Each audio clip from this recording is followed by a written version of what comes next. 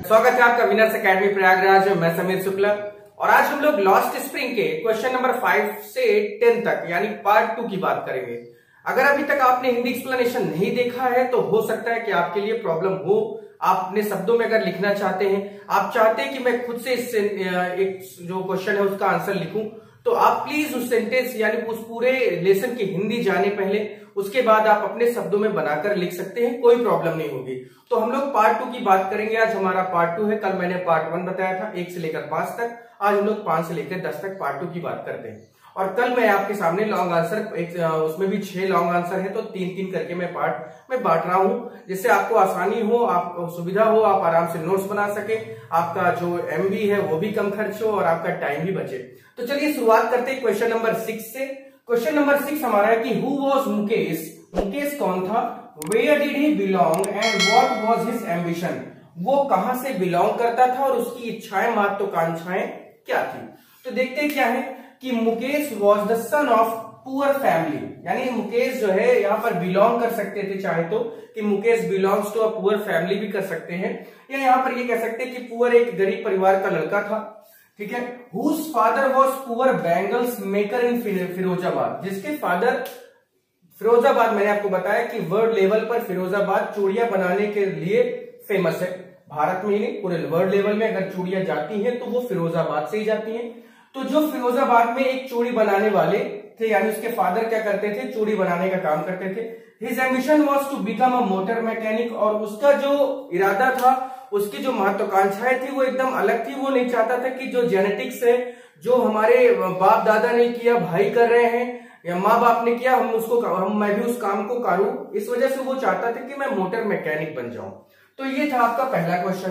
Question number 7 हमारा क्या है कि why did Mukesh volunteer to take the narrator home who were there in home? यानी मुकेश क्यों इतना ज्यादा ललायत था, क्यों इतना ज्यादा उसकी इच्छा थी कि वो नरेटर यानी अनीस जंग को अपने घर ले जाए, और उसके घर में कौन कौन लोग थे, who were there in home। ठीक है, कौन कौन लोग थे और क्यों इतना ज्यादा वो उसकी इच्छा थी कि वो नरेटर यानी अनीस जंग को अपने घर ले जाए। तो देखिए यहाँ पर क्या है कि Mukesh volunteered to take the narrator home. Mukesh चाहता था जो नरेटर यानी अनीस जंग को अपने घर ले जाना, क्योंकि because he felt very happy and for his home was rebuilding, क्योंकि वो बहुत खुश था क्योंकि उसका घर दोबारा से बन रहा था। आधा कच्चा था, आधा पका हुआ था, तो जो कच्चा मकान था उसको तोड़कर वो उसके पिताजी वो सब लोग क्या कर रहे थे, उसको दोबारा से बनवा रहे थे। There were father of Mukesh, उसके घर में मुकेश के फादर थे, उसकी दादी माँ थी, Elder brother and his wife, उसके भाई और भाभी उसके रहते थे उसके घर में। नेक्स्ट क्वेश्चन हमारा है कि इट इज हिज कर्म। कर्म जानते होंगे, कर्मा जो हमारा है कि कर्म करो फल की इच्छा ना करो, वही है कि इट इज हिज कर्म, ये इनका भाग्य है, हिज डेस्टिनी, उनके किस्मत में यही है। Who said this and why? ये चीज किसने कही, क्यों कही कि ये इनके कर्म में ही यही है, ये वही करेंगे ही करेंगे। तो किसने कहा? तो देखते हैं कि Mukesh grand mother said this, Mukesh की दादी माँ ने ये कहा कि ये इनका कर्म है, यही ये करेंगे। इट इज हिज कर्म, हिज डेस्टिनी, बिकॉज क्योंकि she has watched her own husband go blind with dust from polishing the glass of bangles, क्योंकि उन्होंने अपने खुद के पति को जो ग्लास की पॉलिश करते समय जो धूल उड़ती है वो बहुत हानिकारक होती है और वो सीधे आंखों में जाती है, और जब इतना अंधेरा होता है उस कमरे में कि अगर कोई इंसान डायरेक्ट बाहर चला जाए तो हो सकता है उसकी आंखें चली जाए। तो उसकी दादी ने अपने खुद के हस्बैंड को अंधे होते हुए देखा था, इसी वजह से वो जानती कि आज उनका हस्बैंड अंधा है, कल इनका लड़का होगा, उसका लड़का भी अंधा होगा, यानी ये एक जेनेटिक्स था, ये इनका कर्म है, ये इनकी डेस्टिनी है। उसके बाद है in the caste of bangles maker they see nothing but bangles, और burn in the caste of bangles, यानी जो चूड़ियों बनाने वाले के जो कास्ट होती है, अगर उसमें कोई भी लड़का पैदा होता है तो उसको सिर्फ और सिर्फ एक ही चीज दिखाई देती है, और वो क्या है, केवल और केवल बैंगल्स मेकिंग, और वो कुछ नहीं देख पाता, ना तो वो बाहरी दुनिया को देख पाता है। तो ये था आपका क्वेश्चन नंबर 6, 7, 8। अब हम लोग बात करते हैं 9 और 10 की, लेकिन उससे पहले आप स्क्रीनशॉट लेना चाहते हैं तो ले लें। क्वेश्चन नंबर हमारा 9 है। क्वेश्चन नंबर 9 क्या है ये देखते हैं। देखिए क्वेश्चन नंबर 9 देखने से पहले मैं आपको बता दूं कि इसमें जितने भी क्वेश्चन है आप देख रहे हैं आपने सारी चीजें देख ली होंगी।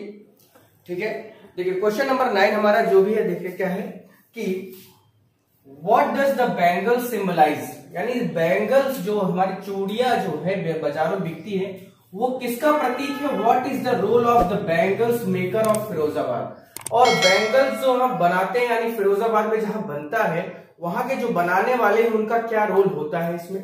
तो देखिए क्या है कि the bangle symbolizes of Indian women सुहाग। सुहाग वर्ड क्या है, जब लड़कियों की शादी होती है तो जो उनका पति होता है भाई उसके लिए वो लोग जो करती है वो सुहाग का एक निशानी होती है। तो बैंगल सिंबलाइज यानी बैंगल जो चूड़ियां है वो प्रतीक है, वो भारतीय जो वुमेन है, भारतीय औरतें महिलाएं हैं उनके सुहाग या एक धार्मिकता या एक सबसे अच्छा प्रतीक माना जाता है इन मैरिज यानी शादियों में। ठीक है, the bangles maker of Firozabad have spent generation to make colourful bangles for all the womens in the country. और जो फिरोजाबाद के जो मेकर्स है बैंगल्स बनाने वाले, उन्होंने जनरेशन यानी कई उनकी पीढ़ियां बीत गई इसी काम को कलरफुल बैंगल्स बनाने के लिए, जो भारत के पूरे इलाके में या इस पूरे देश में ही नहीं विदेशों में भी सप्लाई की जाती है। जहां पर भी लोग चूड़ियां पहनते हैं वो समझ लें कि वो फिरोजाबाद की ही चूड़ियां पहन रहे हैं। चलिए क्वेश्चन नंबर 10 देखते हैं क्या हमारा। क्वेश्चन नंबर 10 है कि why could the bangles maker not organise themself into cooperative, यानी बैंगल्स मेकर जो है वो एक संगठन क्यों नहीं बना सकते हैं। Why do they face if they do so, और अगर वो बना लेते हैं तो उन्हें किन चीजों का सामना करना पड़ेगा। तो देखिए the bangle makers could not organise themselves into a cooperative because, ये संगठन नहीं बना सकते हैं क्योंकि they have trapped into the vicious circle of middle man, क्योंकि इन्हें लगता है कि ये जो बीच के लोग हैं, बड़े बड़े जो साहूकार हैं, वो इन्हें अपने कुचक्र में यानी इन्हें फंसा देंगे, क्योंकि ऐसा कोई नहीं चाहता ना कि उसका बिजनेस खराब हो जाए। तो वो क्या करते हैं कि इन्हें कहीं ना कहीं से फंसा देंगे। और they do so, if they do so, अगर वो ऐसा करते हैं यानी मान लीजिए अगर वो ऑर्गेनाइज बनाते भी हैं, they will be gelled up by the police and beaten, और उन्हें पुलिस द्वारा पकड़ा दिया जाएगा और उन्हें मारा पीटा भी जाएगा। और इसके अलावा dragged to jail doing something illegal, और ये बता दिया जाएगा कि ये कुछ अवैध काम कर रहे हैं, इस वजह से इन्हें जेल में डाला जा रहा है। यानी अपनी जिंदगी, अपनी जो किस्मत है ये और तरीके से नहीं फंसाना चाहते, ये जितने में है उतने में ही खुश रहना चाहते हैं। तो ये था आपका शॉर्ट आंसर क्वेश्चन नंबर 10 तक, 2 पार्ट में था। I hope and I wish कि आपको समझ में आया होगा, आपने लिख लिया होगा।